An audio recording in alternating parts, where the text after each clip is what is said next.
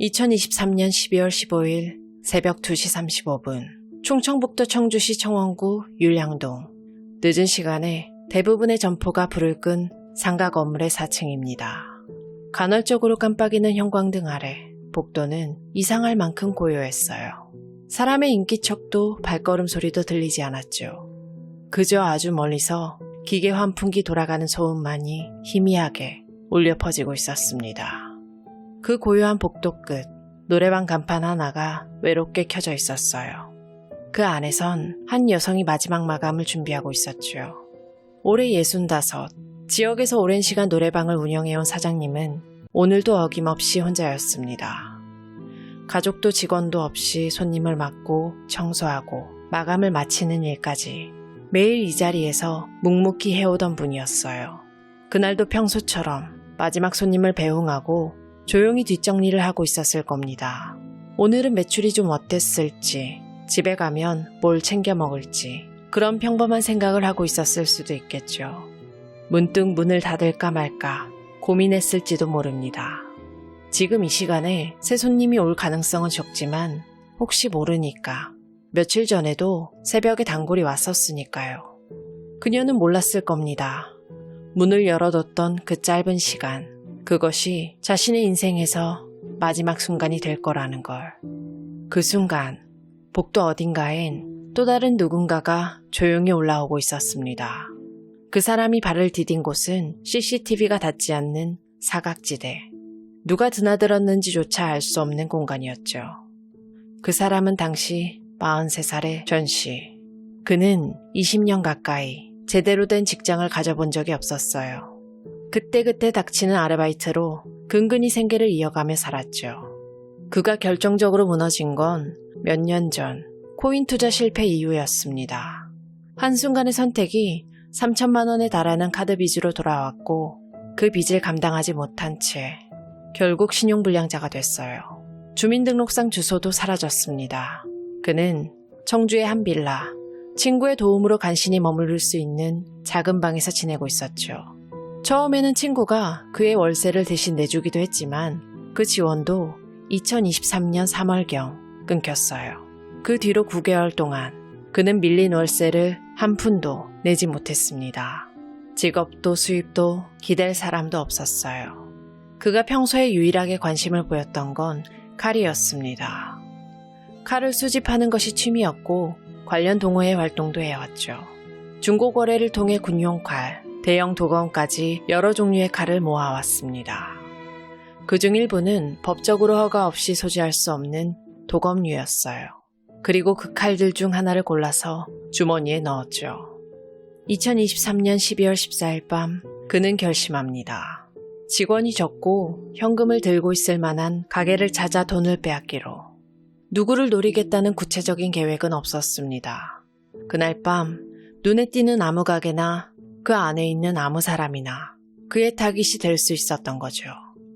밖으로 나서기 전 그는 검은색 모자와 마스크, 장갑을 챙겼고 주머니엔 날이 선 칼 한 자루와 망치를 넣었습니다.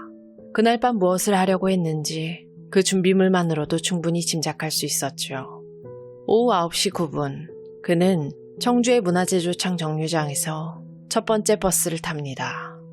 15분쯤 지나 산업단지 입구에서 내렸고 근처 편의점에서 교통카드를 충전했어요. 다음 이동을 위한 준비였죠. 그 후로도 그는 정류장을 옮겨 다니면서 몇 차례 더 버스를 갈아탑니다.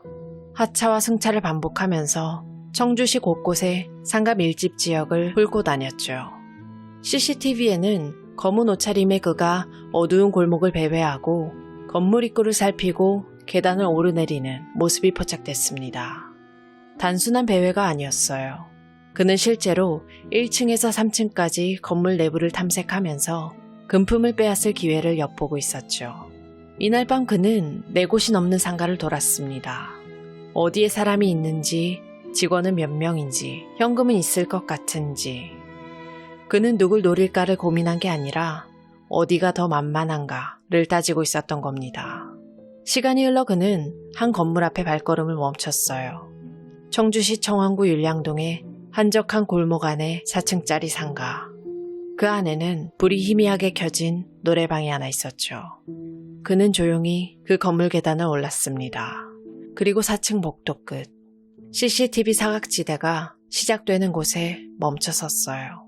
그곳에서 그는 말없이 숨죽인 채 2시간 가까이를 기다립니다. 노래방 안에 마지막 손님이 있는 걸 확인하고 움직이지 않았어요. 딱 그 손님이 나올 때까지. 그가 본격적으로 안으로 들어가기까지 남은 시간은 이제 몇 분뿐이었습니다. 새벽 2시 36분. 마침내 노래방의 문이 열렸어요. 마지막 손님이 문을 나서는 모습을 확인한 그는 곧바로 노래방 안으로 들어갔습니다. 손에는 날이 선 칼이 쥐어져 있었고 어깨에는 긴장감이 또렷하게 묻어나고 있었어요.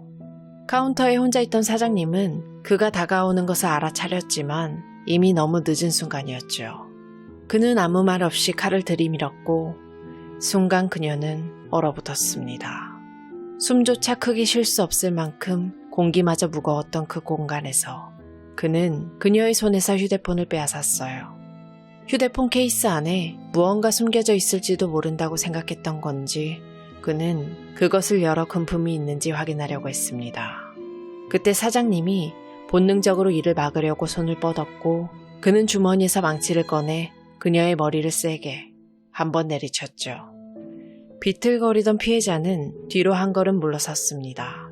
그는 곧장 카운터 위에 간이 금고를 가리켰어요. 그녀는 겁에 질린 채 조심스럽게 금고를 열었습니다.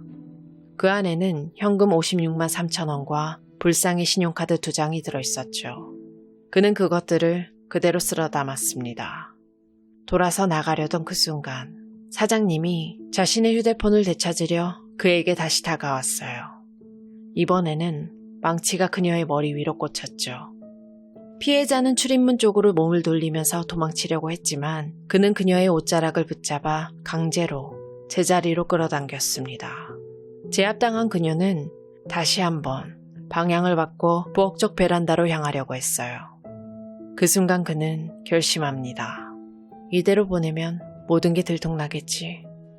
그 결심은 그 밤을 그리고 그녀의 삶을 되돌릴 수 없게 만들었어요. 그는 그녀를 놓아주지 않았습니다. 망치를 휘두른 직후 도망치려던 그녀를 다시 붙잡은 그는 곧장 노래방 안쪽 202호실로 끌고 들어갔어요. 그 방은 보통 손님이 잠시 쉬어가거나 짐을 두는 용도로 쓰던 작은 공간이었죠. 그는 주머니에서 칼을 꺼냈습니다. 그리고 그녀의 목을 2차례 찔렀고 이어 옆구리를 4차례 더 찔렀어요. 총 6번. 모든 행위가 끝난 후 그 방 안에는 한동안 아무런 소리도 움직임도 없었죠. 그녀는 그 자리에서 조용히 생을 마감했습니다. 그는 잠시 그 자리에 서 있었어요. 피로 물든 바닥, 자신의 손에 묻은 혈흔, 그리고 범행에 사용한 칼. 곧 그는 움직이기 시작합니다. 카운터에 있던 수건으로 칼날에 묻은 피를 닦고 자신의 옷에 튄 자국들도 정리했어요. 바닥에 흩어진 핏자국은 행주를 꺼내 하나하나 지어냈고 흉기와 옷은 미리 준비해온 비닐봉투에 담습니다. 그가 마지막으로 한 일은 조명을 끄는 것이었어요. 누군가 안에 들어왔다 나가는 적도 무슨 일이 있었는지도 전혀 알 수 없도록. 노래방 내부는 완전히 어두워졌습니다. 밖에서 보기에는 그저 영업을 마치고 불을 끈 공간처럼 보였겠죠. 그리고 그녀의 시신은 약 10시간 뒤에야 발견됩니다. 모든 정리를 마친 그는 조용히 노래방을 나왔어요. 새벽 3시 10분, 건물 외부 CCTV엔 그가 모습을 감추는 장면이 포착되지 않았습니다. 그는 마지막 순간까지 사각지대를 계산하고 움직였죠. 얼마 지나지 않아 그는 골목길을 따라 자신이 머물던 빌라로 향했습니다. 그리고 아무 일도 없었다는 듯 들어갔어요. 바로 움직이진 않았습니다. 그는 집안에서 약 6시간 동안 가만히 머물렀죠. 그리고 아침 9시 10분경 다시 밖으로 나옵니다. 손에는 작은 비닐봉투가 들려 있었고 그 안엔 범행에 사용했던 옷과 도구들이 담겨 있었어요. 그는 동네 CCTV가 닿지 않는 골목 구간을 따라 걸었고 주변 야산에 조용히 유기했습니다. 이후 그는 아무 일도 없었다는 듯 다시 일상을 보냈어요. 그가 가장 먼저 간 곳은 부동산 사무실이었습니다. 그곳에서 밀린 월세 중 일부 50만 원을 납부했죠. 노래방에서 훔친 현금이었어요. 남은 돈으로는 마트에 들러 생필품을 구입했습니다. 비누, 칫솔, 음식 몇 가지. 누구에게도 이상하게 보이지 않을 매우 평범한 소비였죠. 이 모든 과정에서 그의 표정은 특별할 것 없이 담담했습니다. 그가 다시 일상으로 돌아가 시간을 보내고 있을 때 수사는 이미 조용히 시작되고 있었어요. 언제나 그렇듯 사건의 흔적은 말이 없지만 거짓말도 하지 않죠. 경찰은 노래방 주변에 있는 CCTV부터 하나씩 분석해 들어갔습니다. 복도 끝 어둠 속에 스쳐 지나간 실루엣, 조명 아래로 잠깐 드러났던 검은 옷차림, 무언가를 감추며 움직이던 한 남자의 모습이 점점 또렷해졌어요. 정류장 CCTV, 교통카드 충전 기록, 편의점과 상가 건물 내부의 영상까지 모든 조각들이 하나의 흐름을 이루며 연결됐습니다. 그가 걸었던 경로와 사라졌던 시간, 그리고 피해 흔적이 남겨진 방향까지 경찰은 그 모든 단서를 따라 조용히 정확하게 그를 좁혀갔어요. 그리고 마침내 그는 범행 발생 42시간여 만에 집에서 검거됩니다. 조사실에서 그는 이렇게 말했죠. 기억은 잘 안 나요. 근데 수사 내용을 보니까 제가 한 게 맞는 것 같긴 해요. 그 한마디는 수많은 증거 앞에서 너무도 허무하게 들렸습니다. 그리고 법정에서의 판단이 시작됐어요. 1심 재판부는 그가 사건 당일 칼과 망치를 미리 준비한 점, 상가를 미리 배회하며 대상지를 정한 점, 계단에 숨어 2시간 넘게 기다린 점, 범행 직후 혈흔을 닦고 조명까지 꺼서 흔적 없이 도주하려고 한 점, 모두를 종합해서 치밀하고 계획적인 범죄라고 판단했습니다.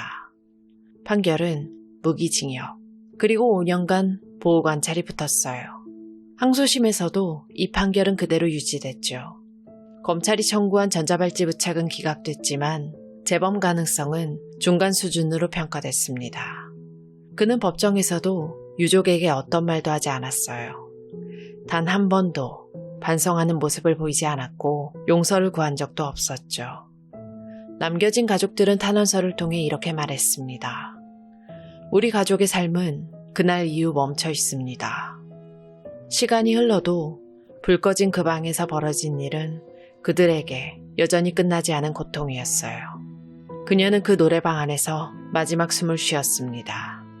늘 그 자리를 지켜온 공간, 작은 카운터, 좁은 복도, 낡은 소파와 마이크, 그리고 자주 고장나던 조명 아래에서 그녀는 생을 마감했어요. 그날 이후 그 노래방의 불은 다시 켜지지 않았습니다. 조명이 꺼진 그곳을 지나칠 때마다 사람들은 문득 그날의 흔적을 떠올렸어요. 하지만 가장 큰 흔적은 밖이 아닌 남겨진 가족들의 마음 안에 남았죠. 그녀의 아들은 그 방을 직접 열었던 사람입니다. 어둠 속에서 아무런 대답도 없는 어머니를 처음 마주한 사람. 그 기억은 시간이 지나도 흐려지지 않았고 그 방의 냉기와 조용했던 공기는 아직도 그를 따라다니겠죠. 그럼에도 전 씨는 단 한마디 사과도 없었습니다. 반성도 용서도 그 어떤 인간적인 반응도 없이 뒤돌아섰습니다. 반성의 기미조차 없는 그가 사회에 다시 나오는 일은 없어야겠죠. 만약 나오더라도 재범 가능성은 높을 것으로 예상됩니다. 일을 제대로 해본 적도 없고 또 돈이 필요할 거고 그러면 또 같은 범죄를 저지르지 않는다는 보장이 없죠. 물론 이건 제 개인적인 생각입니다. 그녀에게 그날은 그저 평범했던 하루였을 거예요. 그 평범한 하루를 보내고 있는 우리 누구에게나 생길 수 있는 범죄입니다. 제발 우리나라에도 가석방 없는 종신형이 생겼으면 좋겠습니다. 안타깝게 희생당한 피해자분의 명복을 빌겠습니다. 지금까지 고요한 밤이었습니다.